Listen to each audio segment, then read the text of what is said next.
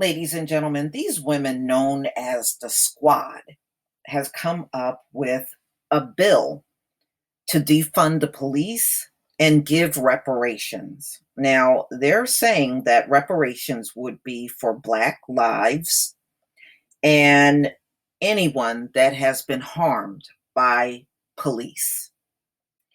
So they announce this legislation to defund the police and set up reparations for people who are either Black or were harmed by cops. Rashida Tlaib and Ayanna Pressley are sponsors of the Breathe Act, which was introduced on a Zoom call. It has not yet been introduced.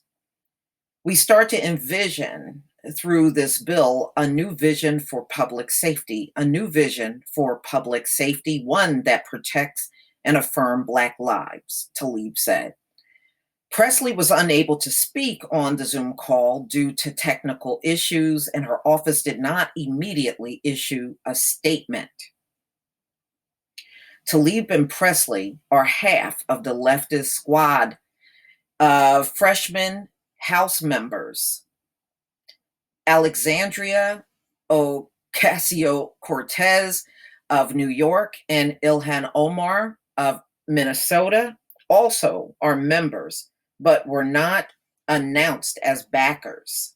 The Breathe Act is unlikely to pass the Democratic House, which approved a police reform bill in June in response to the killing of George Floyd by Minnesota police. Many Democratic leaders do not support defunding police, and the recently passed bill came under fire from House conservatives for not curbing the power of police unions that shield officers from being fired.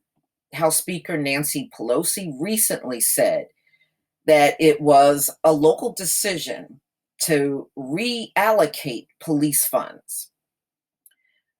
And the president has decried the idea as ludicrous as it picks up steam in cities from Minneapolis to New York. An overview of the Breathe Act published online says it will slash federal funds to local police along with federal agencies and spend the money on social welfare, healthcare, education, and environmental programs.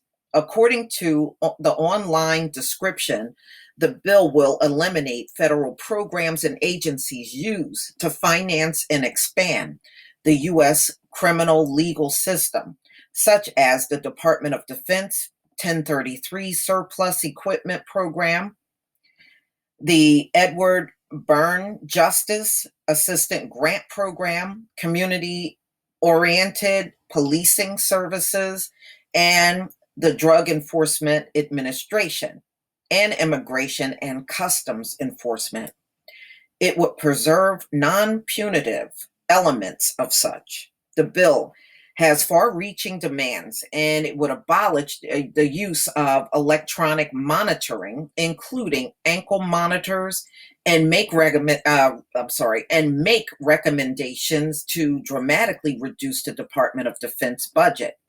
It would offer a 50% federal match to local savings from shutting down jails and prisons, and would it would offer incentives to states to shut down gang databases.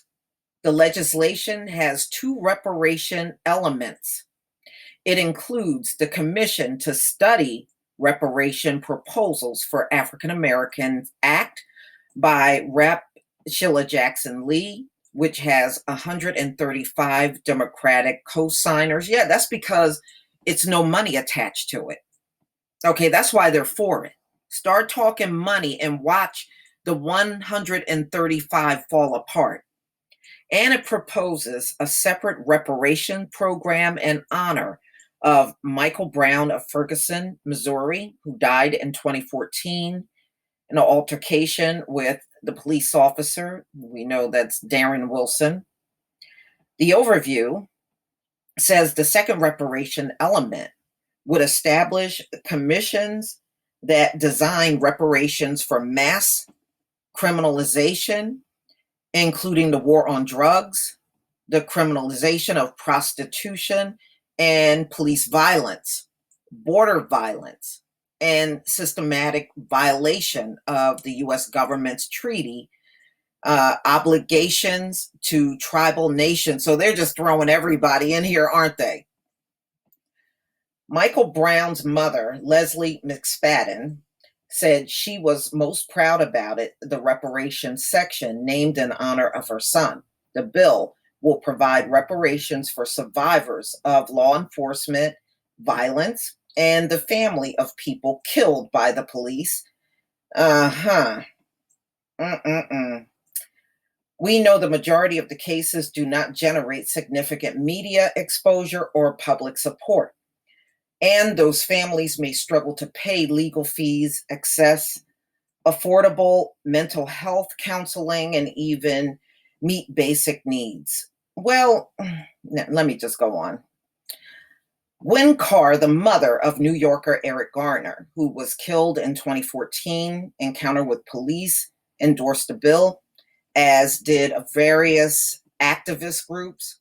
We demand that our Freedom Summer be met with civil rights legislation for the 21st century Black movement, and that's the Breathe Act, said activist Jessica Bird of the Movement for Black Lives.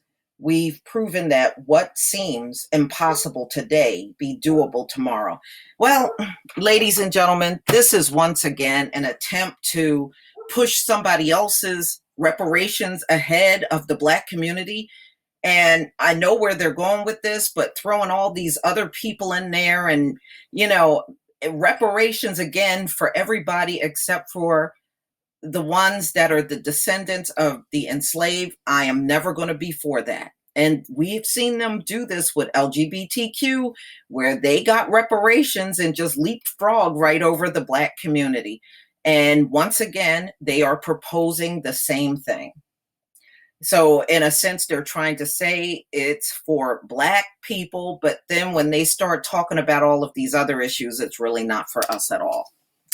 So if this went through, you wouldn't see any reparations, ladies and gentlemen, because of the way they have this written. I wouldn't hold my breath on this.